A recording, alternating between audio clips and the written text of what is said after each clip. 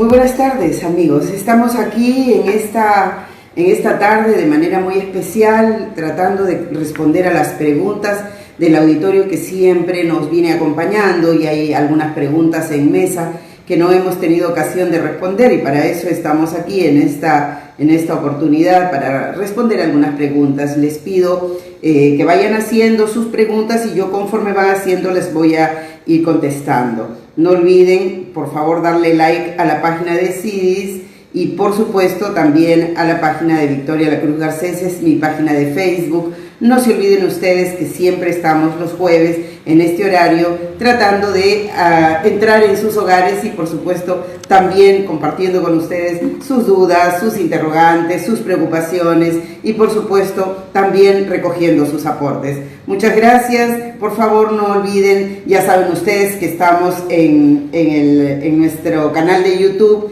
de CIDIS Perú, donde están las transmisiones de todos los jueves que están permanentemente incorporándose para que usted pueda disfrutarlo, para que usted pueda recogerlo, para que usted pueda compartirlo. No se olvide de compartir lo que usted está escuchando y le parece interesante. Muy bien, muy buenas tardes a todos los amigos que se encuentran ahí, me van escuchando y bueno, estoy lista para responder. A ver, ¿cuál es la primera pregunta, mi estimada Lisa? Sí, teníamos una pregunta de Daniela Ortega. Ella dice, ¿cómo manejar el estrés laboral del teletrabajo? Bueno, en realidad es una pregunta interesante y muy oportuna, porque precisamente ayer estaba conversando con alguien acerca de las dificultades que tiene el teletrabajo, sobre todo por la carga que significa a veces permanecer demasiado tiempo frente a la pantalla y estar en la máquina. Muchas veces las empresas han pensado que la suerte de trabajar a distancia representa quizás una forma de sacarle la vuelta a la empresa, ¿verdad? Y en ocasiones he podido notar, por lo que me han ido comentando algunas personas, que precisamente las empresas están exigiendo a los trabajadores que hacen el trabajo desde sus casas que se tomen fotos, que permitan que se les coteje, que se les vigile, que se les supervise durante la jornada de trabajo en la casa. Y muchas veces hemos considerado que es absolutamente exigente, demasiado exigente tal vez de parte de las empresas, pactar con los trabajadores que ellos les permitan ingresar a sus hogares para saber cuánto tiempo están y qué están haciendo en la pantalla. En ocasiones incluso lo he podido cotejar con los maestros que están trabajando y que trabajan hasta las 11 de la noche porque tienen que contestar preguntas, porque tienen que absolver interrogantes, porque tienen que cotejar las tareas de los estudiantes. Igual algunos trabajadores lo están haciendo también, es decir, también están haciendo sobretiempo porque las empresas creen que porque están en casa probablemente no están trabajando todo el tiempo, están entre la cocina, entre la casa, los quehaceres con los hijos, etc. Y entonces en esa suposición les exigen un poco más de horas extras en casa. Y les quiero decir a mis amigos que están escuchándonos que absolutamente injusta esa exigencia y además ilegal. Si alguien está obligado a trabajar fuera de su horario, si su horario termina a las 5 de la tarde y usted trabaja hasta las 8 de la noche, pues tiene 3 horas de sobretiempo. Entonces ya sabe usted que tiene que cobrar esas 3 horas de sobretiempo, salvo que usted haya pactado por una reducción de su salario, salvo que usted se haya puesto de acuerdo con relación a esos detalles. En el caso de la empresa con la que usted trabaja, de repente usted se puso de acuerdo y eso puede ocurrir. Pero si no, simplemente por sí solo la empresa le redujo el salario y además le dejó a usted la tarea de aumentar su programa de tiempo trabajando más horas, eso significa, estimados amigos, que la empresa no está respetando los derechos del trabajador. Bueno, de todas maneras he querido decirles esto, pero sin embargo, usted me pregunta el estrés, ¿cómo podemos enfrentar el estrés laboral? Ustedes saben que el estrés que el estrés laboral tiene, por ejemplo, digamos, visibles, digamos, elementos que uno puede observar en la conducta de las personas. Cuando hay un estrés laboral, cuando, por ejemplo, usted siente que está aturdida, que las tareas le ganan, que no puede cumplir con el cronograma de sus actividades, que probablemente usted está tensionada, que siente que le duelen, por ejemplo, los músculos maceteros porque cierra con mucha fuerza la mandíbula y usted aprieta los dientes, porque le duele la cabeza, porque entra en palpitaciones cada cierto rato, cada cierto tiempo, su corazón está aumentando el ritmo cardíaco y usted siente que hay palpitaciones extras que antes no le sucedía, porque siente que hay un peso aquí encima de la cabeza y que le presiona y usted siente esa especie de dolor o ese peso en la cabeza. Si eso está ocurriendo, es muy probable que usted esté enfrentando un estrés laboral. Ahora, ¿cuáles serían las recomendaciones? Ya sabe usted que es muy importante, estimados amigos, que usted vaya entrando en el manejo, en la práctica de la respiración lenta y profunda. No se olvide que hay que respirar lento y profundo varias veces al día. 3 repeticiones continuas en la mañana, 3 repeticiones continuas en la tarde y otras 3 repeticiones continuas en la noche ayudarían mucho a que usted recuerde que el cerebro es un órgano que tiene que estar oxigenado para que trabaje muy bien. Entonces, dele por favor el oxígeno que necesita, respire lento y profundo. Guarde el aire y suéltelo despacio, despacio. Y otra vez durante 3 veces. 3 veces consecutivas será una vez. Y entonces hágalo usted 3 veces al día, mañana, tarde y noche, como tomar una pastilla. Esta es la primera cosa que usted tiene que tener presente. La segunda cosa que usted tiene que tener presente es que cuando usted siente que hay un pico superior en el estrés, que siente que las palpitaciones se repiten, que siente que le falta el aire, siente de repente que tiene como una angustia que le da de pronto por un momentito, entonces usted tiene que saber que ese estrés está tomando la forma de una angustia y que quizá convenga que usted haga un alto y que recuerde que tiene que hacer actividad física, recuerde que tiene que hacer movimiento. Cuando sienta usted eso, pues póngase de pie, sáquese los zapatos y empiece a hacer carrera como si alguien le persiguiera. Carrera, carrera, carrera. Ahí como bicicleta estacionaria, ¿no? Ahí, carrera, carrera, carrera.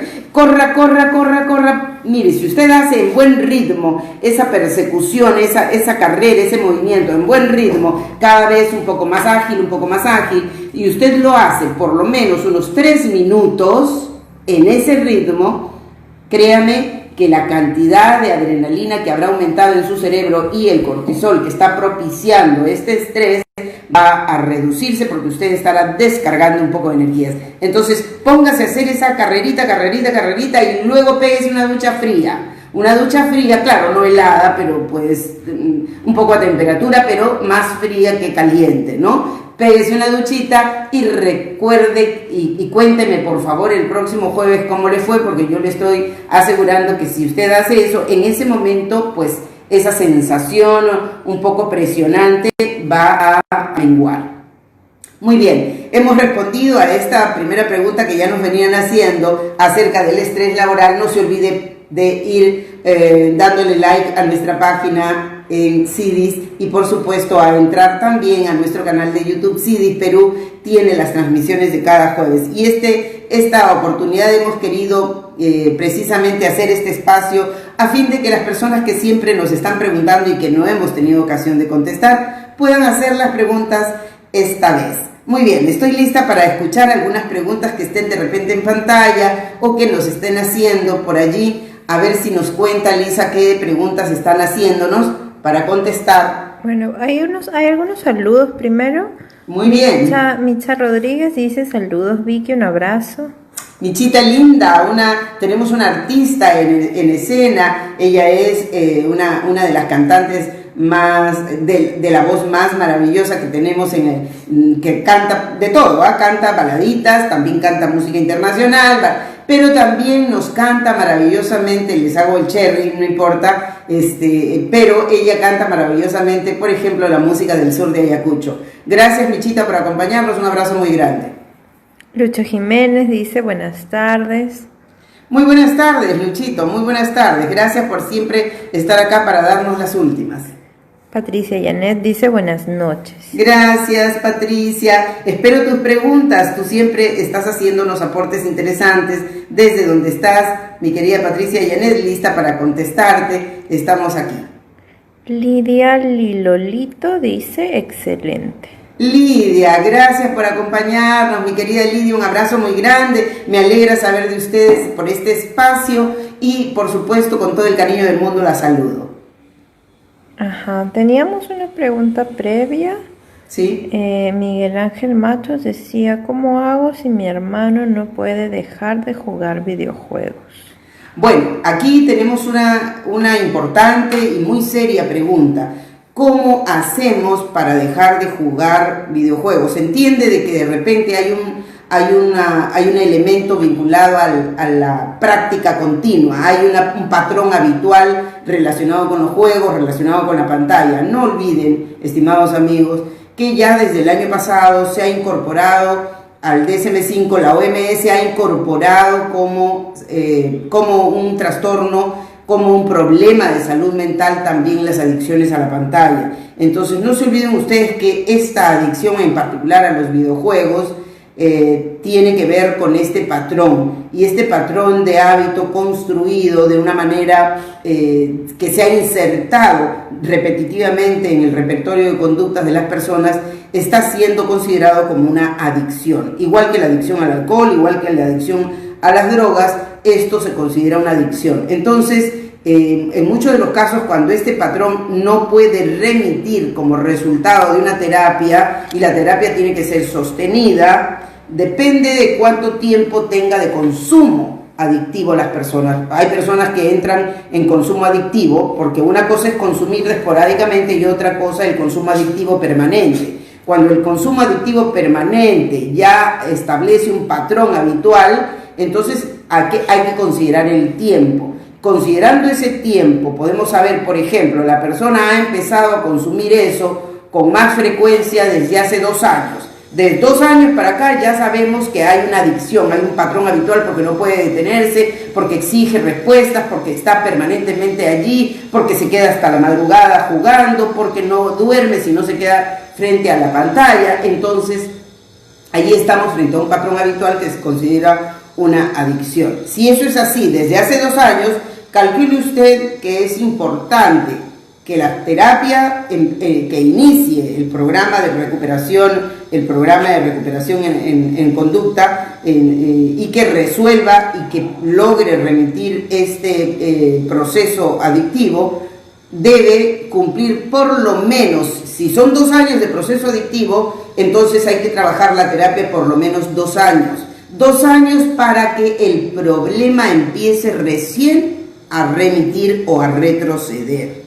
Es decir, 2 años continuos de terapia sostenida con programas de neuromodificación para que finalmente empiece, después de los 2 años, empiece recién en la posibilidad de decrementarse el patrón habitual. No quiere decir 2 años de patrón adictivo, entonces 2 años de terapia, no. 2 años de terapia sostenida para que recién empiece el problema a retroceder. Y en ocasiones, cuando la adicción es mayor a los 2 años o 3 años, y ya es mayor, entonces estamos hablando de un problema que tal vez necesite de consumo de medicina. Depende, todos los casos no son iguales, así que hay que tomar en cuenta esos detalles, hay que observar la conducta. Si la conducta es propia de una persona que reniega, que se enoja mucho, entra en ira cuando pierde y le da una trompada al computador y se pelea con los demás y puede hasta tirar y chancar la computadora o romper el celular o entrar en este tipo de exabruptos,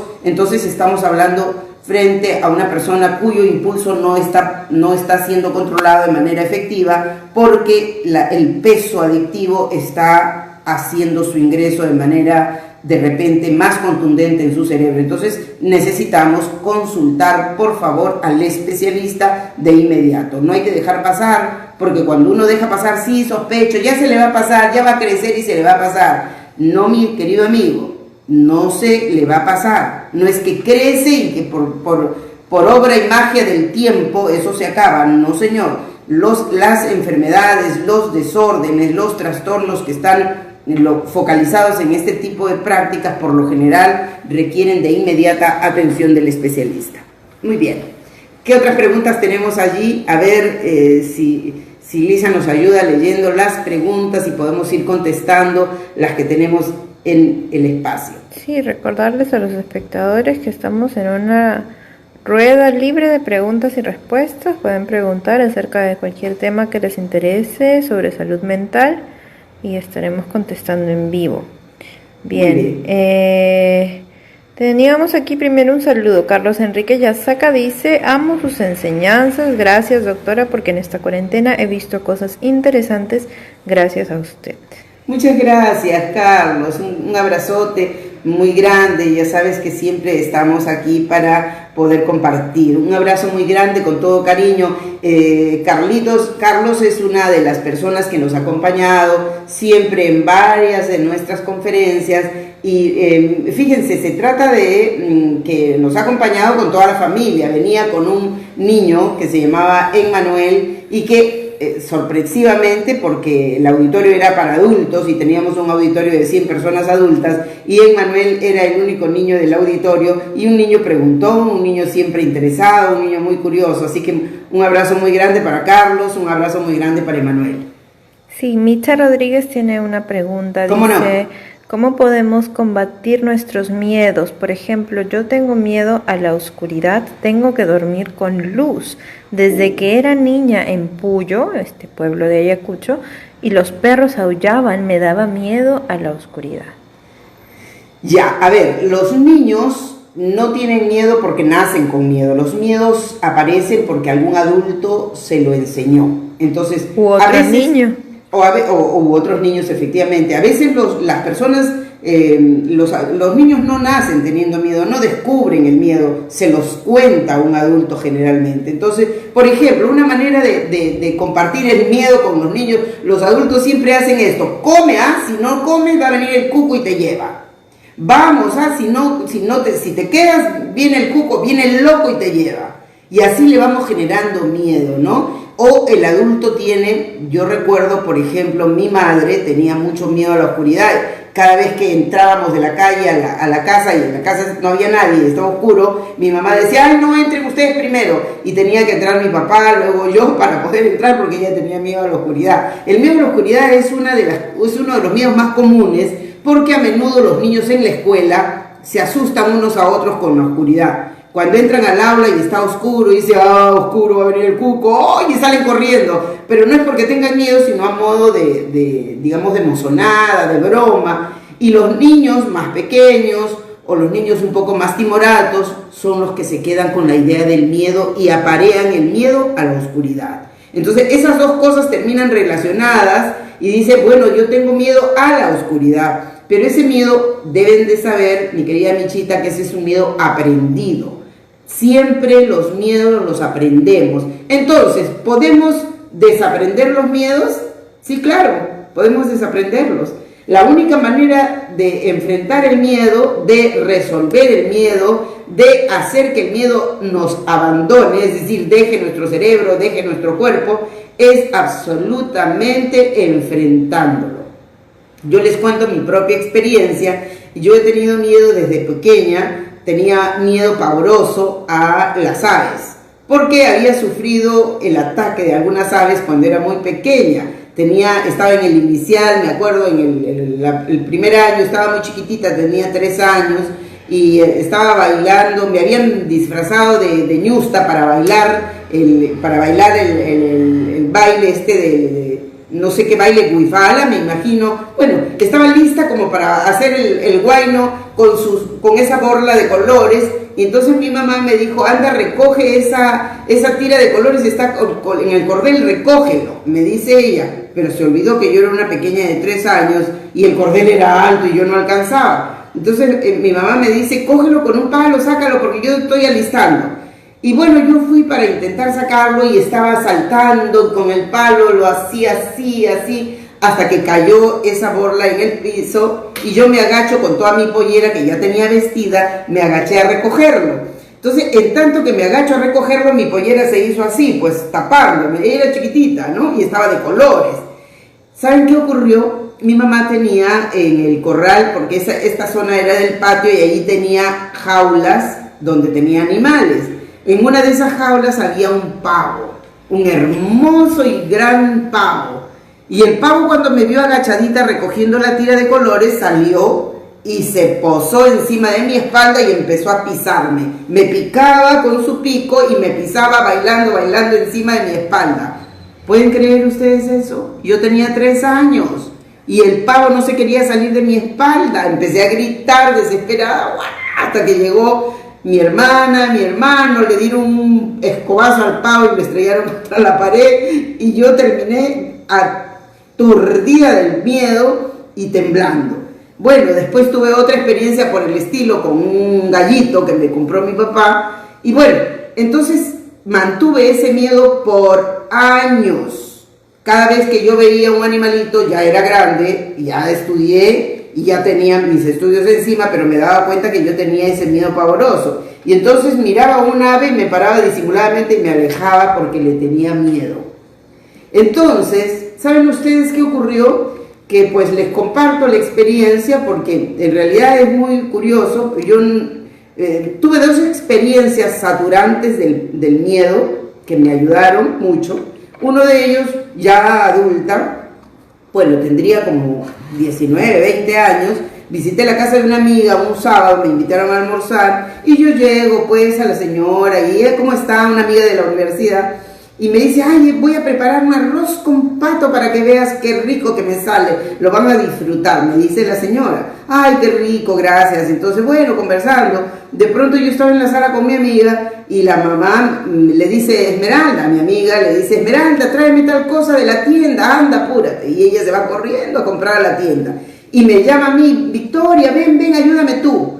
Y yo fui pues a la cocina donde estaba la señora. Y la señora tenía al pato que pensaba ese día cocinar, de hecho estaba preparando las ollas y tenía el pato en sus manos, pero el pato estaba vivo y ella estaba alistándose para matarlo. Entonces agarra el pato y lo pone ahí, lo mata, pero me dice a mí, mientras ocurre ese hecho, agárrame acá, porque ella quería utilizar una mano para traer una vasija. Entonces agarra acá y me dice que agarre las patas del pato.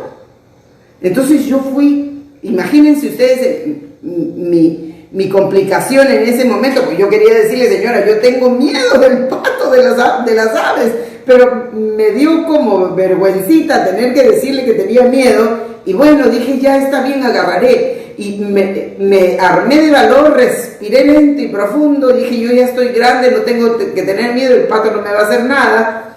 Y entonces le cogí las patas con mi mano y lo apreté al pato mucho.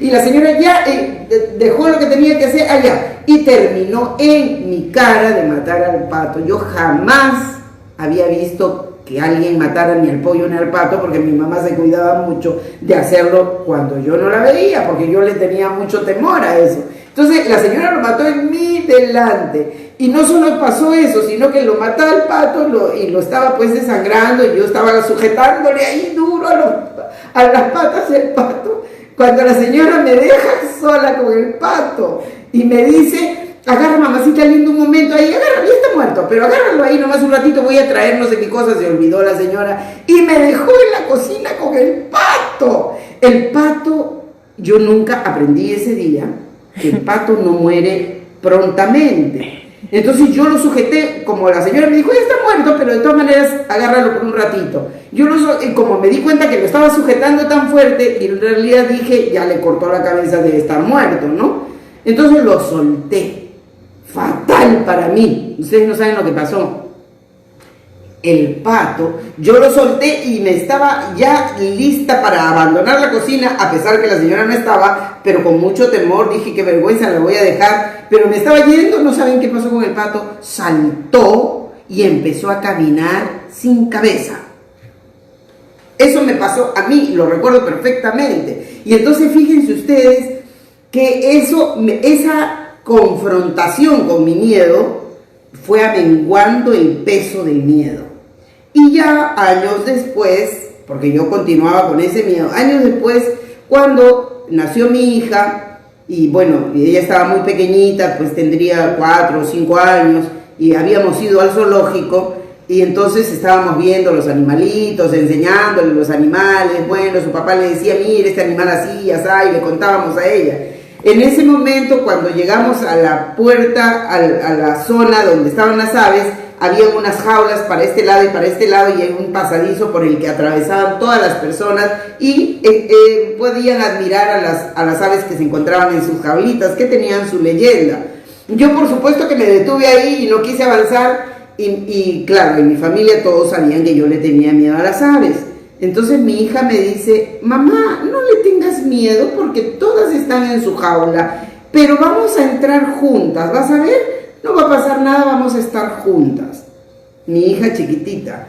Entonces yo dije dentro de mí, ¿cómo le digo a mi hija que yo tengo miedo y no puedo pasar porque tengo miedo? ¿Cómo le puedo enseñar luego que ella combata sus miedos si yo no lo hago? Entonces la quedé mirando y le dije, sí, hijita, vamos a entrar juntas. Me agarró de la mano y ella me hizo, ¿ves, mamá? Nada pasa. Y me hizo atravesar ese túnel lleno del gorjeo de las aves en cada lado. Ya se imaginan ustedes, eso era como un bombardeo. Entonces yo atravesé ese pasadizo que se me hizo interminable, y bueno, el miedo pasó. ¿Por qué? Porque estuve expuesta a una saturación del miedo. El miedo se resuelve solo enfrentándolo hasta el momento último que puedes resistir. Mi querida Michita, la próxima vez que veas un cuarto oscuro, pues ármate de valor y di, en este cuarto oscuro no hay nada que me pueda hacer daño, entro al cuarto oscuro. Y por favor, Michita, no vuelvas a dormir con la luz prendida, porque la luz significa que tu cerebro está vigilante. Es una información para tu cerebro. Dice, estoy despierta, estamos de día. Y entonces el cerebro no produce la cantidad de melatonina necesaria para que tú puedas dormir con tranquilidad. Esa melatonina que es importante, que ayuda. Bueno, siempre hemos dicho que la melatonina es una de las sustancias que ayuda a regular el sueño. En realidad, de manera indirecta. Más directa lo hace una sustancia que se llama valentonina, ¿ya? Entonces, esas sustancias se producen por compensación cuando el cerebro toma nota de que todo está oscuro. Entonces, es necesario tener oscuridad. Por eso incluso yo recomiendo que la gente se ponga unos anteojeras aquí, y esas vinchitas, unas anteojeras que te tapan los ojitos, porque eso lo vuelve más oscuro el entorno, y por lo tanto el cerebro dice, oscuro, melatonina, vaya a hacer su tarea, y ayuda a que el sueño sea reparador. No se olviden que el sueño es muy importante, el sueño tiene que ser reparador, el sueño sirve para desintoxicar, es decir, para eliminar toxinas que durante el día hemos ido cargando a nuestro cuerpo y a nuestro cerebro. Y entonces en el momento preciso del sueño, a partir de la 1:30, empieza ese proceso de desintoxicación. Es importante que para eso el recinto esté con la luz apagada, mi querida Michita. Bueno, muy respecto del incidente de los pavos, Micha comentó un detalle, dice, los pavos me odiaban, no soportaban mi voz aguda de 5 años, me querían pegar, y sí, también es otro de mis miedos, sin contar con mi miedo a las alturas. Oh, muchos miedos, mi querida Michita, hay que visitar el consultorio de un especialista, creo, muchos miedos. Y ahí me estás contando de cerca de 3 miedos, miedo a las alturas, miedo a los animales, miedo también a la oscuridad. Creo que sería muy bueno sostener una conversación con algún especialista, quizás podamos encontrar alguna razón para que se produzcan tantos miedos. Pero ya te dije que de primera el miedo se puede resolver por saturación. Vamos a enfrentarlo, le pones el pecho y estoy segura que lo vas a resolver. El sistema nervioso es absolutamente muy fuerte y nuestro cerebro es maravillosamente generoso, el que nos ha diseñado Dios para los seres humanos. Así que hay que enfrentar el miedo. Ok, respecto de lo de los pavos, Carlos Enrique Yasaca dice, yo sufrí lo mismo a los 5 años, soy Emanuel. Oh, qué lindo, Emanuel, muchas gracias, un abrazo muy grande. Ya sabes, ya te conté la experiencia, así que hay que enfrentar el miedo. Sí, bueno, tenemos aquí otros saludos y algunas otras preguntas también. Alicia Delgado dice, saludos cordiales, mi estimada, abrazote. Un abrazote, gracias Alicia, un saludo cariñoso. Ajá, Lucho Jiménez pregunta, ¿cómo incrementar la autoconfianza en un joven? Ah, muy interesante. ¿Cómo podemos enfrentar la autoconfianza, entrenarla, potenciarla? La autoconfianza es uno de los eslabones de la autoestima. Por lo general, la autoestima, a veces hablamos de autoestima, pero no sabemos qué contiene. Bueno, la autoestima tiene que ver con la autoimagen, tiene que ver con la autoconfianza, tiene que ver con el autorrespeto. La autoimagen, ¿cómo me veo? ¿Me veo bien en este espejo? ¿Me veo fuerte, segura? ¿Me veo bien? ¿Cómo me veo? Si esa autoimagen me da a mí una señal que no me agrada, y digo, ay no, qué horrible que estoy, no, que ya tengo arrugas, que ya tengo así, que ya tengo el pelo así, que tengo la nariz así, etc. Y de toda mi perorata, digamos, monologal, estamos expresando casi siempre el lado negativo, entonces es un buen punto para darnos cuenta que a lo mejor nuestra autoimagen no está del todo desarrollada y que tenemos que mirar el lado positivo. Yo siempre hago un ejercicio y le puedo decir a las personas, saca una hoja de papel y hazme una lista en este momento de 10 virtudes y de 10 defectos. La gente agarra y empieza a hacer la lista de defectos en un tris. Y cuando empiezan a hacer las virtudes, 2 virtudes, 3, y de ahí no pasan. Y toman todo el tiempo porque no encuentran virtudes. Cuando eso ocurre es porque nuestra autoimagen, porque nuestra autoconfianza no está siendo muy desarrollada. ¿Qué tenemos que hacer? A veces podemos encontrar libros que dicen, tú tienes que hacer esta tarea y tienes que alimentarte y tienes que decir, yo soy muy lindo, yo soy muy bueno, yo soy muy inteligente, yo soy así. Bueno, lo he visto esas recomendaciones, pero no hay nada mejor que la verdad, ¿cierto? Porque yo puedo echarme flores. Todos los días puedo decir, yo soy muy inteligente, yo soy muy inteligente, yo soy muy inteligente, yo soy poderoso, puedo decirlo todos los días. Y al final seguro si alguien me lo pregunta, tal vez yo se lo conteste. Pero en el fondo, mi inconsciente, mi patrón referencial cierto, sabe cuáles son mis defectos y limitaciones, ¿verdad? Y puede descubrir que eso que estoy diciendo de repente no es tan cierto. Entonces, ¿qué tenemos que hacer para asegurarnos de que tengamos un autoconcepto, digamos, una autoimagen que coherente con mi crecimiento? ¿Qué tengo que hacer? Pues la verdad, crecer cada día un poquito. Y un truco en ese sentido es, por ejemplo, ¿cómo puedo crecer cada día un poquito? Primero que nada, anota tus limitaciones, tus defectos, los que tú conoces como defectos, anótalos y entonces los tienes, son 10, 20, no sé. Y entonces dice, muy bien, voy a dedicarme a combatir estos defectos que me están arruinando esta autoimagen que yo quiero potenciar. Y entonces tú di, mi primer autoconcepto es mi primer defecto es de repente, no sé, hablo demasiado, ya, hablo demasiado, interrumpo a las personas, tengo un poquito de envidia, etcétera. Así puedo hacer mi listado. Y voy cada uno de ellos y me ocupo de combatirlo lo mejor que puedo durante una semana entera, todos los días. Hoy voy a probar que no pensaré de esta manera. Y entonces usted lo toma en cuenta y cada día que logre vencer esa variable, usted podrá ponerse un puntito verde o si no un check. Y así cada día de la semana. Si logra la semana 4 vistas, 4 checks, entonces digamos que está usted combatiendo ese defecto. La siguiente semana ocúpese de otro defecto y así durante todo el mes. Luego retorne al primer defecto, al segundo, al tercero, otra ronda, ¿correcto? Y así vamos a trabajar 3 rondas. Yo le aseguro que después de trabajar 3 rondas habrá eliminado esos defectos que usted ha colocado. Estoy hablando de defectos de comportamiento, no estoy hablando de defectos profundos, quizás no sean defectos, sino a esos que le llaman pues también defectos de carácter, de personalidad, que tienen que ver con sentimientos. Cuando ya hablamos de eso, tenemos que ir un poco más profundamente a explorar qué está pasando con la estructura de la personalidad de esa persona. Entonces ahí requiere la ayuda de un especialista. Pero mientras tanto podemos ir trabajando estos defectos. Entonces, mi inconsciente, cuando yo hago esta tarea y al mismo tiempo, por ejemplo, una de las cosas más importantes que puede hacer una persona es leer. Lea usted todos los días 4 páginas mínimas, 4 o 5 páginas diarias. 4 o 5 páginas diarias de cualquier libro que le atraiga, que pueda ser interesante. Lea 5 páginas diarias. Si usted lee 5 páginas diarias, yo le aseguro que estará creciendo. Porque hay una nueva mirada, hay una arista más en la comprensión de los problemas, hay otros datos que usted estará guardando en su almacén sensorial y por lo tanto hay una mejor posibilidad para entender los problemas de la cotidianidad. Entonces lea usted 4 o 5 páginas diarias y haga este combate a sus defectos. Cuando su inconsciente diga, oh mira, está trabajando porque está aprendiendo a través de la lectura y está combatiendo con mucha inteligencia y persistencia sus defectos, ¿qué cree que le dirá su cerebro?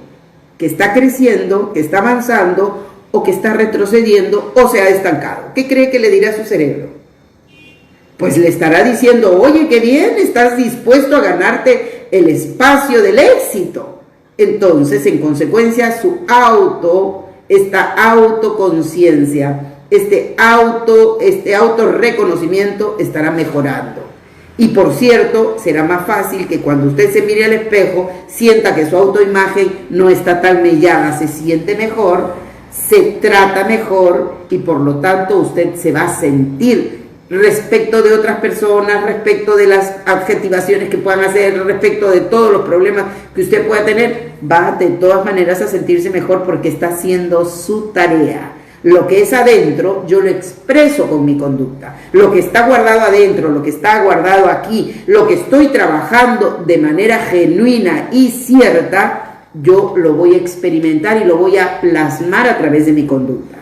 Entonces, mi querido amigo, estas 2 tareas son importantes empezar a hacer para ir trabajando esa autoimagen y ese autorreconocimiento que es tan importante para construir peldaño a peldaño nuestra autoestima.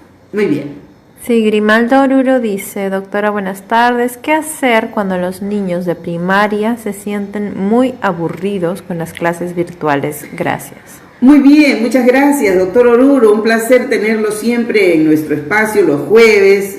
Un magnífico letrado, es un abogado que admiro y quiero mucho. Un saludo muy grande para usted, doctor Oruro. Sí, muchas gracias por la pregunta. Me dice, ¿qué hacer con los niños de primaria que se aburren con las clases virtuales? Ciertamente las clases virtuales son un modelo distinto que responde a la emergencia, ¿no? Es una estrategia que está respondiendo a la emergencia. Obviamente no está utilizando las herramientas metodológicas más importantes. Primero que nada, ya ustedes saben que la escuela peruana es una escuela llena de datos, llena de información. Entonces es una escuela que ha sido constreñida solo al papel de la información, al papel de los datos, ¿no? Entonces se trata de hacer la temática de cuántos pisos ecológicos tiene, de cuáles son los pisos, cuántos pisos ecológicos tenemos, qué cosa pasó en el Imperio Incaico, cuál es la fecha de nacimiento de Cristóbal Colón, y etcétera, etcétera, de datos. En eso nos hemos ocupado de manera permanente todo el tiempo de esta vida republicana y más, porque ya venimos teniendo, fíjense, lo importante que eran nuestros aprendizajes ancestrales que hemos ido durante estos 500 años de invasión colonial, hemos ido perdiendo progresivamente, ¿no? Estos aprendizajes originarios, ancestrales, que eran los nuestros. Bueno, pero ¿qué podemos hacer con el niño que se aburre? Primero que nada, que es una respuesta natural. El niño se va a aburrir con las clases virtuales porque ¿quién no se aburre en estado pasivo mirando que alguien habla y no tiene opción de intervenir, no tiene opción de interactuar? Y esto responde al modelo actual porque el modelo es un modelo de emergencia. No ha habido el tiempo para que lo estudien, para que utilicen herramientas nuevas. Este es un modelo aburridor. El modelo que utilizábamos antes de la pandemia era igual de aburridor, porque el niño igual escuchaba, claro que en vivo, pero igual escuchaba a la maestra, solo que ahí tenía más oportunidad para hacer pequeñas travesuras, ¿verdad? Porque podía hacer bolitas y tirarle al vecino, podía hacer bolitas y tirarle al profesor cuando se ponía de espaldas, y entonces se entretenía con eso, o podía pedir permiso para el baño, a fin de que salga un poco a ventilarse, ¿no? No puede hacer eso porque ahora tiene doble control, doble cancerbero. El profesor que está haciendo la clase y la mamá que dice, ya, mira, no te distraigas. Entonces tenemos doble control por todo el lado. Entonces el niño mira hasta que resiste, si es que resiste y es un niño tolerante. Pero si no resiste y normalmente no es un niño muy tolerante, yo le aseguro que se va a echar a reclamar, o va a llorar, o va a pedir permiso para el baño, o va a renegar y no va a querer ponerse en la clase, porque obviamente es una clase aburrida. ¿Qué tenemos que hacer?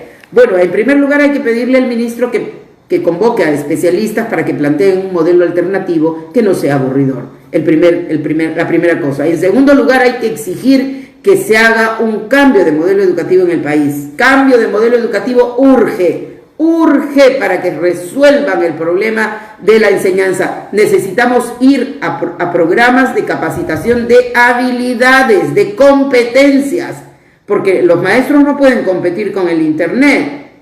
Y entonces este es otro segmento al que nos vamos a dedicar. Ya hemos dedicado varios programas al tema educativo, pero una de las cosas que se pueden hacer es, por favor, el niño, dependiendo de la edad, tiene periodos subsunsores que no deben ser excedidos. Es decir, si el niño tiene 8 años, no pretenda que se quede media hora escuchando al maestro, porque no lo va a hacer. Escuchará ese niño de 8 años, de 8 o 10 años, solamente puede escuchar 10 minutos. De 10 a 12 minutos como mucho. De 10 a 12 minutos puede escuchar atentamente. El minuto 13 ya el niño está en otra. Ya quiere pedir permiso al baño, quiere ir a hacer algo, quiere moverse, quiere hacer algo porque el proceso subsunsor del cerebro llegó a su límite. Entonces, si el niño tiene los primeros años hasta los 10 años, obviamente el niño no puede exceder de los 12 minutos sentado. Usted me dirá, pero si el profesor sigue hablando 20 minutos, 15 minutos, 30 minutos, entonces lamentablemente nosotros tenemos que cuidar el cerebro de los niños, ¿cierto? Entonces llega el minuto 12, levántelo, ven, vamos a tomar una agüita, vamos a comernos una manzana, y lo lleva usted a que coma la manzanita, unos minutos, 5 minutos, o 3 minutos, o 4 minutos, pero entre 3 y 5 minutos es suficiente. Se llama recuperación atentiva. Una vez que haga eso, regresa y sigue escuchando.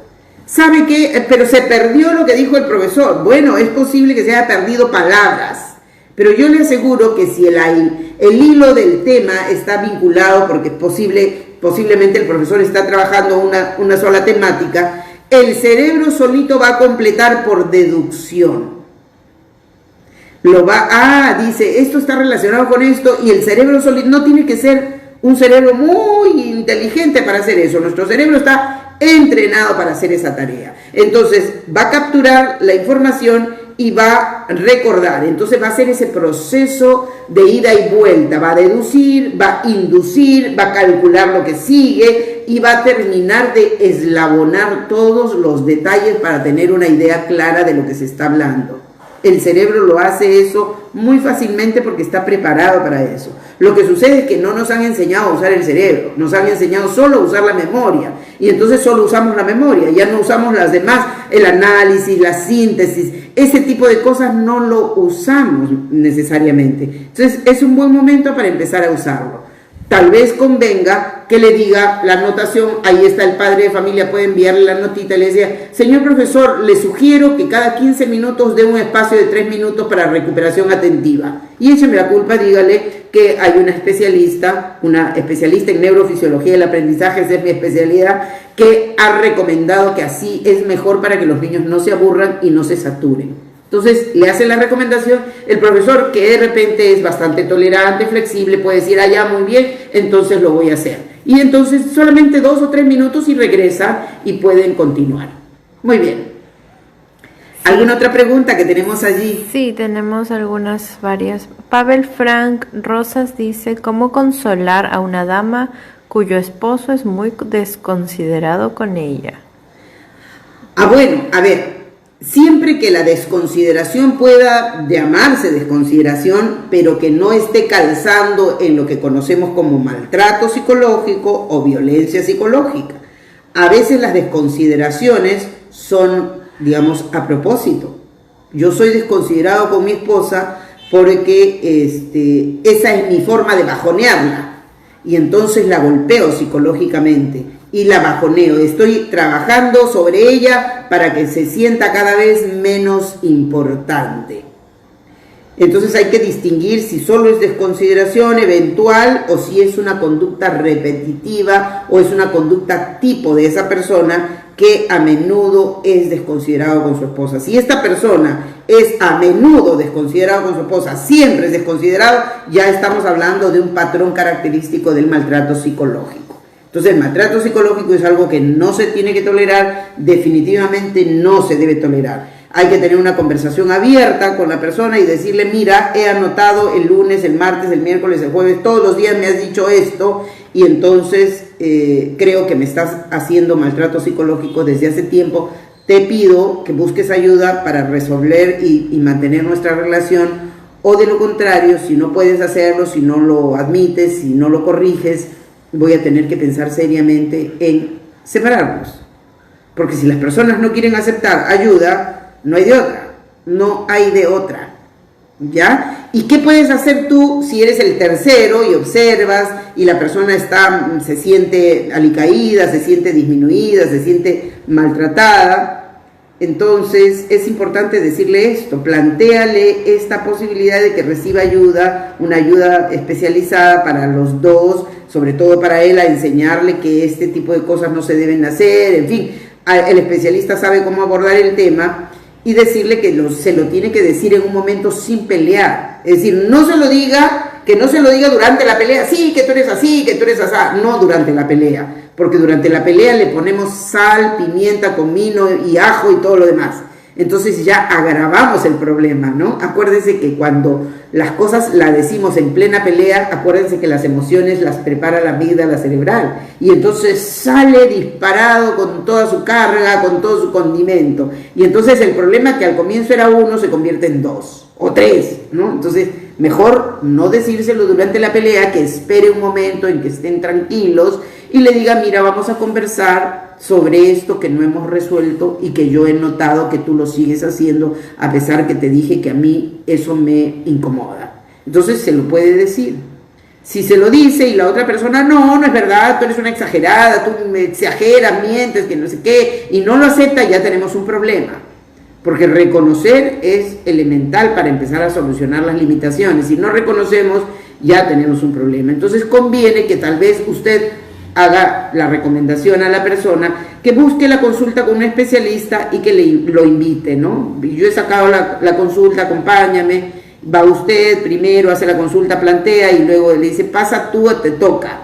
Y entonces el especialista, como ya ella entró primero y le planteó un poco el colchón de las cosas, el especialista sabrá qué preguntas hacerle a la persona. Esta es una manera de un poco orillarlos a que entren, si es que no hay maltrato psicológico. Pero si el maltrato psicológico no solo es que sea habitual, sino que tiene el propósito de humillar, de despreciar, de maltratar, de hacer pequeñas a las personas. Entonces, eso es importante distinguir para darnos cuenta de cómo tenemos que intervenir. Un buen amigo no se compra el pleito yéndose a pelear con el esposo, por si acaso. Hay que orientar a la persona y darle información, y que llame, de repente puede tener también acceso a las ayudas y orientaciones de la línea 100, que están dispuestas a trabajar temas que están vinculados al maltrato familiar, que incluye el maltrato psicológico. Podría ayudar también un poco la orientación de un especialista del Ministerio de la Mujer. Muy bien. Sí, Charlie Noriega dice, buenas tardes Victoria, felicitaciones por el programa número 30. ¡Oh, qué lindo! Sabía, teníamos 30 programas ya, qué lindo. Muchas gracias, Charlie, por el dato. Sí, él dice una consulta, ¿cómo se puede ayudar a una persona mayor que se encuentra deprimida por el encierro? Ciertamente, el confinamiento siempre es un problema para todas las personas. Los seres humanos somos seres sociales, tenemos que interconectarnos, tenemos que hablar, tenemos que abrazar. El abrazo, la cercanía, el afecto son elementos de interconexión y nos hacen sentir acompañados. Entonces el confinamiento, sobre todo para las personas mayores que tienen que estar encerrados porque pues tienen que proteger su salud, y los hijos a menudo les dicen, papito, no salgas, mami, no salgas, porque es mejor, que yo te traigo todo. Pero entonces estar encerrado un día, sobre todo si las personas han trabajado, sobre todo cuando las personas han trabajado toda su vida y de pronto se tienen que quedar, porque ya están mayores y ya no trabajan, y se tienen que quedar dentro de casa, el hecho de, uno, ya no trabajar, dos, quedarse en casa y no salir, representa para esa persona un tremendo peso, porque dice, ya soy un inútil, soy un estorbo, me tienen que cuidar, y no poder salir, no puedo respirar, no puedo tomar el sol, no puedo caminar, no puedo mirar a las personas, no puedo conversar con nadie. Eso los satura, no solo les puede producir estrés, sino depresión. Las personas mayores pueden empujarlas y hasta la puerta de la depresión. Hay que evitar eso. Las personas mayores deben tomar magnesol. Les recomiendo, por favor, yo no tengo ninguna relación con el doctor Pérez Alvela, pero reconozco que el magnesol es una sustancia que ayuda mucho a mantener la actividad cerebral, a mantener en vigilia, a mantener la energía en buen estado. Entonces, las personas mayores deben tomar magnesol en la mañana y en la noche porque les va a ayudar mucho para que el cerebro trabaje en actividad y se conserve la vigilia. 2, es muy importante que las personas escuchen música. Póngale música bonita, música que le gusta, poner música suave, no mucho volumen, pero música que esté acompañando el día. La musiquita que esté acompañando el día, hay que ponerle música. Por favor, apaguen los noticieros, no vean noticieros, porque los noticieros saturan, aumentan el miedo y no ayuda. Hay que ponerle musiquita y hay que invitarlos a cantar. Si usted canta y si son los hijos van a cantar, entonces los padres pueden ayudar y empezar a cantar también. 3, es muy importante no comer carnes rojas. Las carnes rojas, sobre todo los embutidos, jamonada, jamón, ese tipo de cosas, por estos días, por estos meses, no consumir. Usted me dirá, no, pero ¿y la proteína? Bueno, la proteína puede usted encontrarla en el brócoli, puede encontrarla en el huevo, puede encontrar en el queso, hay una variedad de productos que son de origen animal y también de origen vegetal, como la soya, por ejemplo, que es una magnífica proteína. La soya, el brócoli son proteína, entonces pueden consumir. Entonces hay que consumir proteína, pero en las personas mayores conviene menos carnes rojas, porque incluso el procesamiento digestivo de esas carnes es más lento por el peso de su digestión. Necesitan más sustancias que puedan trabajar el bolo alimenticio para poder deglutir, y entonces para poder destruir el bolo y procesar los nutrientes adecuadamente. Ya ustedes saben que cuando las personas son muy mayores, sus procesos son por supuesto más lentos, entonces conviene que consuman alimentos que se puedan digerir con más rapidez. Verduras y frutas ayudan mucho. Entonces, a estas personas hay que ayudarles dándoles de comer comida nutritiva, poco. Por favor, no pretenda que coma como comía cuando tenía 45 años, ¿no? Una persona que tiene 45 años puede comer un plato lleno, pero si son personas mayores, con la mitad, un poquito menos de la porción grande es suficiente, porque ya procesan con más lentitud y toma más tiempo y por lo tanto se sienten más tiempo llenos. Entonces no hay que exigirle que come más, no. Suficiente con que coma porciones nutritivas. El huevo es una buena alternativa para que puedan comer huevos sancochados, no el huevo frito. Eliminen las frituras, por estas veces ayuda mucho a bajar la producción de adrenalina y por lo tanto el cortisol, que ayudan mucho en el estrés. Y entonces Si tenemos el cortisol subido, recuerden que la serotonina se puede fragilizar y la serotonina es la que regula, nos ayuda a fortalecer el sistema inmunitario.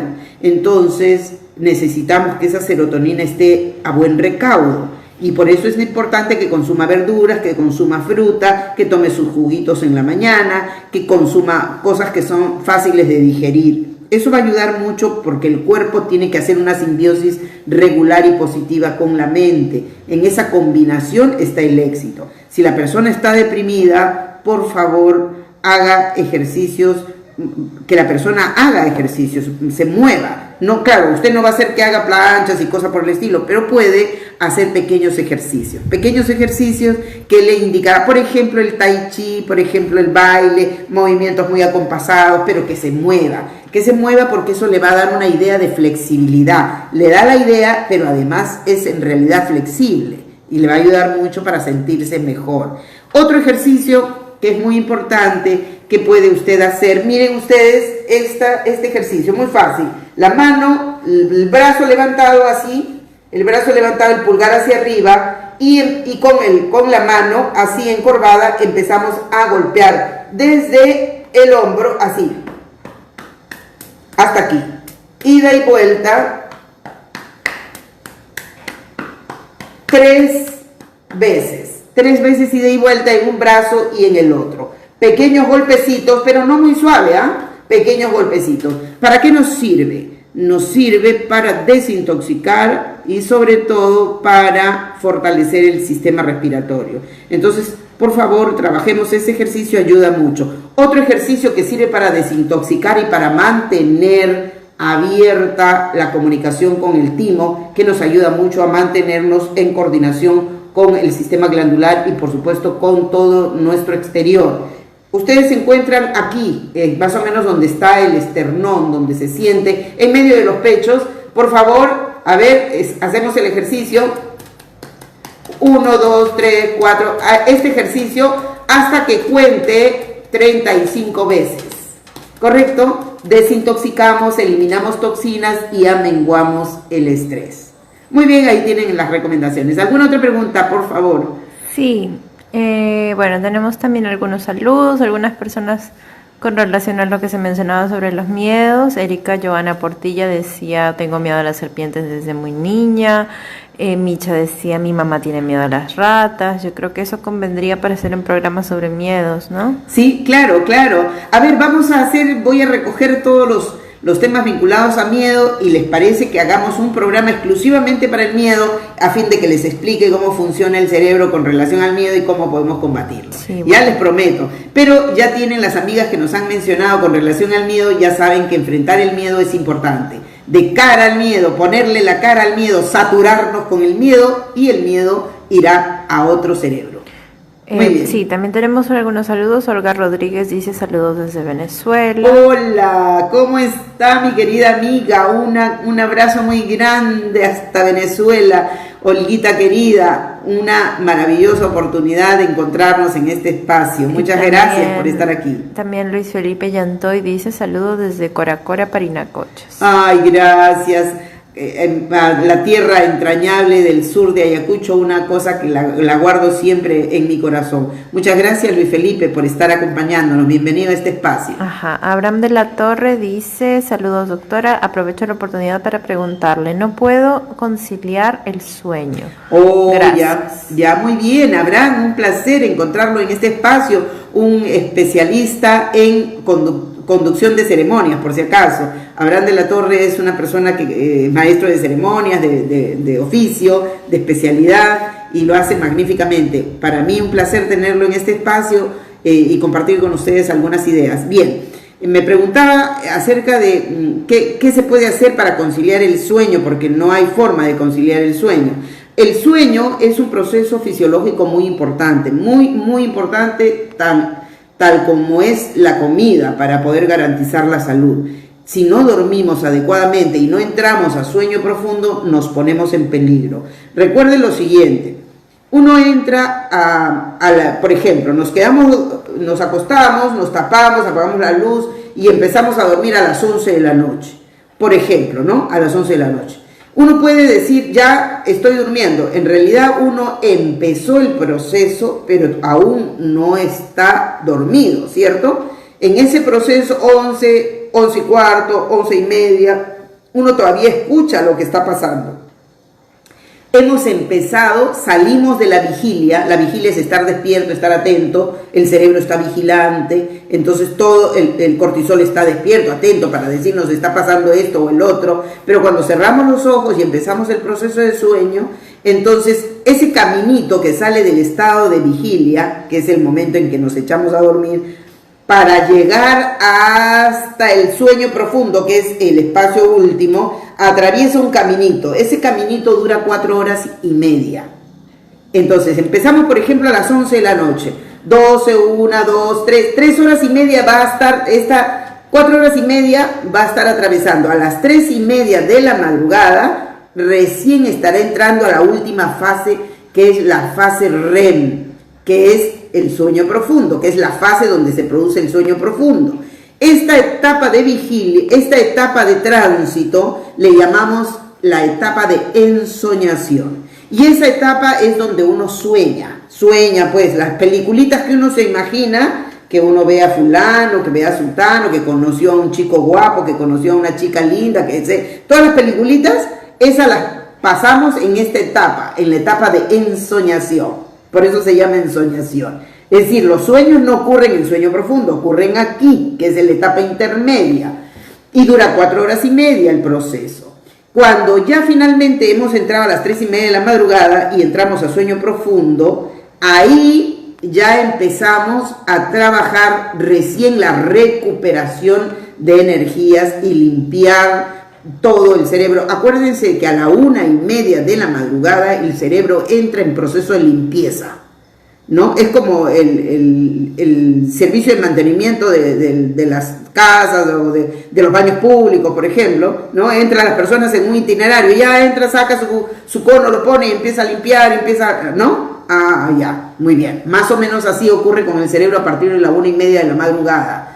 El cerebro empieza a hacer su propio recambio, sale toxinas, entra oxígeno, salen toxinas, entra oxígeno, y va haciendo su recambio. Ese recambio, ese intercambio entre dióxido de carbono y oxígeno tiene que empezarse a hacer a partir de la 1 y media de la madrugada. Entonces dura todo ese tiempo, más o menos hasta las 3 y media, 4 y media de la madrugada, donde se termina, ya empieza. Aquí recuerden ustedes que la fase REM es el movimiento ocular rápido. Movimiento ocular rápido. En esta etapa, ya en sueño profundo, las personas hacen un movimiento ocular de un lado para otro, de un lado para otro, así. El ojo se mueve así, en esta forma. Y esa forma es lo que termina de desintoxicar, de eliminar toxinas.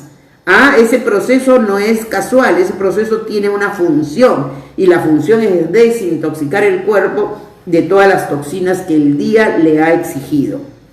Entonces, una de las cosas que es importante considerar para poder dormir bien es hacer ese proceso de desintoxicación.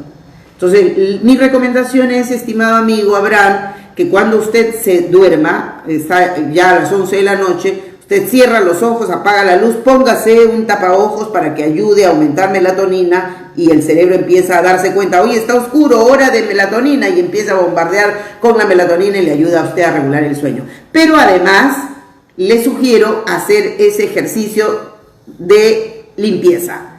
O sea, mueva sus ojos cerrados, mueva sus ojos de izquierda a derecha, derecha, izquierda, izquierda, derecha, derecha, izquierda, así hasta que usted se quede dormido.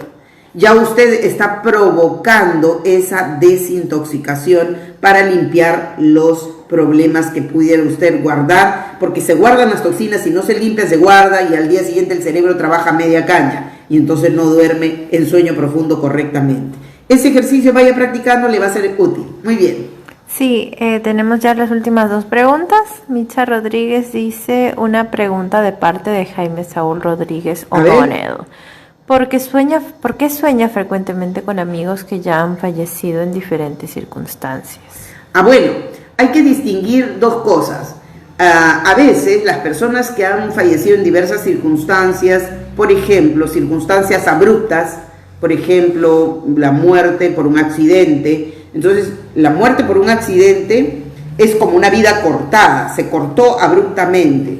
Eso, por ejemplo, puede obligarnos a tener una comunicación especial. Esas personas les cuesta trabajo darse cuenta que están muertas. Por un tiempo largo todavía no terminan de darse cuenta y circulan mucho entre los amigos, parientes, familiares con los que han convivido. Entonces es como si estuvieran todavía vivos. Por ejemplo, si es una persona que estudió en la universidad conmigo y era mi amiga y de pronto le atropelló un carro y se murió, es muy común que esa persona venga como si estuviera estudiando conmigo en la universidad. Entonces siento su presencia, en el sueño se aparece estudiando. Entonces no es que en realidad solo me sueñen, sino que esta persona aún todavía tiene que tomar tiempo para darse cuenta que está muerta y que ya no pertenece a esta dimensión, que está en otra dimensión. Toma su tiempo y hay que darnos cuenta. Un detalle que me gustaría que ustedes reconozcan o se percaten: si la persona que usted vio en el sueño tiene pies claritos y ve zapatos, entonces podríamos estar hablando de una persona que quiere entablar una comunicación con usted por alguna razón. De repente es el papá o la mamá o alguna persona muy cercana que quiere establecer una comunicación cercana y resolver algo que estuviera pendiente, como una herencia, como una cosa así, que puede sernos útil para recordar qué me tiene pendiente, qué me quiere decir. Póngase a pensar un poquito en esa persona que tiene pendiente con usted. De repente se quedó debiéndole algo o usted le quedó debiendo algo, de repente le prestó un libro y el libro no se pudo devolver y hay que devolverlo, de repente, no sé, tuvieron una sociedad en una empresa juntos y entonces es necesario que esa empresa camine y se repotencie con alguna ayuda de algún joven que, por ejemplo, pudiera acercarse o parecerse a él. Sería muy, muy interesante, le gustaría mucho la idea. Si esa persona tiene zapatos, entonces es una cercanía, es una persona que quiere comunicarse, que está en otra dimensión, pero quiere comunicarse. Entonces, pero sin embargo, si es una persona que es borrosa, que no lo ve definido, no tiene pies, no tiene zapatos, entonces es nuestro pensamiento, es nuestra mente que lo trae a la etapa de ensoñación. Acuérdense que los sueños ocurren en esta etapa de ensoñación, y en esta etapa de ensoñación podemos recordar a algunas personas. Acuérdense que los sueños nos traen un poco nuestros miedos, un poco nuestras inseguridades y también nuestros deseos. Si esas personas están allí es porque probablemente nos quedamos muy apenados y nos hubiera gustado todavía tenerlos presentes, y entonces por eso aparecen en nuestro sueño. Acuérdense que ese sueño es en esta etapa. Si la imagen es borrosa, esa es la indicación.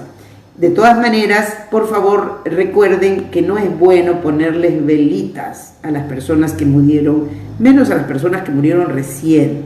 Las personas que murieron recién necesitan calma para trasponer este umbral, necesitan tranquilidad, necesitan paciencia. Si usted le anda poniendo velita a la persona que ha muerto hace 2 días y le anda poniendo las velitas todos los días subsiguientes durante un mes, pues déjeme decirle que durante un mes esa persona está con un pie allá y un pie acá que no termina de irse porque usted le anda poniendo la velita, que es como el símbolo de la vida. Entonces no le ponga velitas si esa persona ya murió. No le ponga velitas. Es decir, póngale un ramo de flores naturales, vivas, ¿no? Hágale una oración, converse con esa persona y entonces le ayudará a trasponer ese umbral. Es mi recomendación. Muchas gracias. Sí, bueno, tenemos algunos saludos. Paul Frank dice, excelente transmisión. Amelia Alarcón dice, felicitaciones, colega Victoria. Gracias, Florcita Amelia. La Cruz dice, muchas gracias, doctora, por compartir con nosotros su sabiduría. Sus consejos nos ayudan mucho a sobrellevar nuestra vida cotidiana. Inés Martínez dice, buenas tardes, tips para el insomnio. Bueno, ya se habló de eso hace un momentito, seguramente. Gracias, ingeniera, un placer tenerla acá siempre presente. Inés Martínez es una ingeniera química que siempre nos acompaña. Un abrazo muy grande para mi querido Carlitos. Tenemos otras 2 preguntas, yo creo que ya con eso podemos ir ya cerrando. Concluimos entonces, tenemos Sí. 2 preguntas más para responder y con eso concluimos. Siempre nos queda corto, ya ves, incluso resolviendo solo preguntas. A ver. Amelia Larcón dice, recomendaciones para mantener activa la memoria a corto plazo en personas de la tercera edad que ven disminuidas sus funciones cognitivas. Claro, muy bien. Muchas gracias por la pregunta, estimada amiga. Es una especialista en línea también, ella es psicóloga, Amelia Larcón. Bien, la memoria de corto plazo es una de las memorias mecánicas que tenemos y que es la primera en responder para casi todo. Y hay necesidad de fortalecer memoria en las personas mayores porque recuerden que las actividades neurocognitivas se van haciendo lentas, se van haciendo más complicadas. Entonces es necesario estimular, potenciar. Primero que nada, es importante el consumo de las almendras, ayudan mucho. No se olvide que las vitaminas en el orden del complejo B ayudan mucho a fortalecer todas las actividades cerebrovasculares. Entonces hay que consumir, digamos, las personas mayores requieren de sus nutrientes, de sus complementos. Consumir almendras ayuda mucho para ese efecto. Y luego hacer ejercicios de memoria, muy fácil. En la casa siempre tenemos almanaques, cuadritos, fotos, colgados, adornos, colgados en las paredes. Muy bien. Entonces usted lo que puede hacer es decirle, mami, vamos a hacer un juego. Mira todos los adornos que hay en tu casa, mira todos los adornos que hay en tu sala. A ver, mira, ella va a mirar todo detenidamente, muy bien. Ya mira, 2 minutos te voy a dar para que mires. Y todo lo va a mirar, muy bien. Una vez que termina de mirar, le dice, ya, ahora ciérrame los ojos. Y cuéntame qué cosas, qué objetos has visto. ¡Ay, no me acuerdo! Pero a ver, ¿qué cuesta? A ver, piensa y recuerda. Entonces va a recordar, he visto un cuadro grande de mi papá por acá. ¿Ya? ¿Qué más? He visto una flor acá pintada, una flor con los ojos cerrados. Y así le va a ir recordando cada objeto. Luego, segunda pregunta. Ahora dígame, mami, dime qué colores has visto. Colores, a ver, colores, porque es una especificación adicional. Le va a decir rojo, verde, le contestará. Y una tercera pregunta. Ahora dime qué personas has visto. Mujeres, hombres, niños, niñas. ¿Qué personas has visto? Es otra especificación. Entonces va a tratar de hacer un esfuerzo. No se va a acordar. No te acuerdas ya. Otra vez hacemos el ejercicio. Hagamos el ejercicio un par de veces. Puede hacer el ejercicio 2 veces a la semana. Un par de veces ayuda a potenciar enormemente la memoria. La memoria visual, la memoria fotográfica, la memoria de corto plazo. Ahí va el ejercicio. Muy bien. La última pregunta. Sí, la última pregunta es de Esmeralda Álvarez. Dice, ¿cómo lidiar con un adolescente?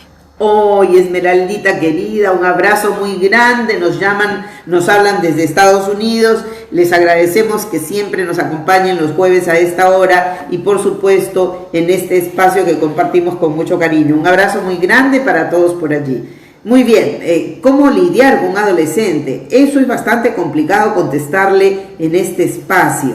Sin embargo, yo le quiero dar 2 recomendaciones puntuales a las personas que tienen hijos adolescentes. La adolescencia es una etapa complicada que la mayor parte de papás les tiene miedo, pero les cuento. Por ejemplo, hay una glándula, el timo, que colabora con la regulación del sistema endocrino en general y ayuda a, digamos, manejar con mejor precisión la consolidación del desarrollo psicosexual. Entonces, ¿qué pasa con el timo? Maneja el crecimiento, regula, nos ayuda en este punto. Pasa de que cuando aparece, a partir de la aparición de la pubertad, esta glándula se va haciendo pequeña cada vez que aparece una característica física del orden de desarrollo sexual. Por ejemplo, en el varón aparece el bozo, un poquito más aparece el bozo, ¿verdad? Ya va apareciendo. Otra característica es que de repente la voz se va haciendo más gruesa y le va saliendo gallitos. Son presencias que aparecen en la etapa adolescente. Cuando eso ocurre, cada vez que ocurra un detalle, un cambio, quiere decir que el timo se ha achicado un poquito. ¿Ya? Mira, el timo que tenía un tamaño en particular, cada vez que aparecen esos cambios se va a achicar un poquito. Y así progresivamente se va a ir achicando con cada uno de los cambios. Entonces, esta que es una glándula que secreta hormonas, y las hormonas son las que trabajan los comportamientos y las emociones, Entonces se suma a la serie de cambios que va a tener el cuerpo este cambio bioquímico. Entonces, al producirse este cambio bioquímico, obviamente se va a afectar como consecuencia natural el temperamento. El temperamento recuerdan ustedes que el temperamento es lo que trajimos por herencia, por herencia, un poquito de papá y un poquito de mamá, es el temperamento base.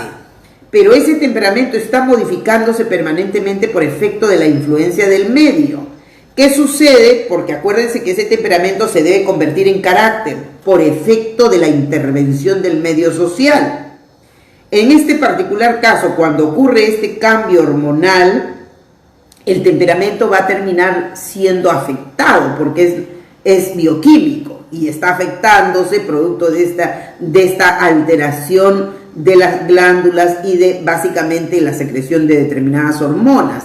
Entonces, por eso cambia la conducta. El muchacho se vuelve intolerante, se vuelve conflictivo, se vuelve difícil, se vuelve respondiente porque no sabe por qué razón se siente como se siente. No se siente bien, no se siente a gusto, se siente como agitado, como difícil y no sabe por qué. Él mismo no sabe por qué se siente así. Obviamente no sabe lo que le estoy explicando yo, que hay una presencia diferente de esta glándula timo que se va achicando.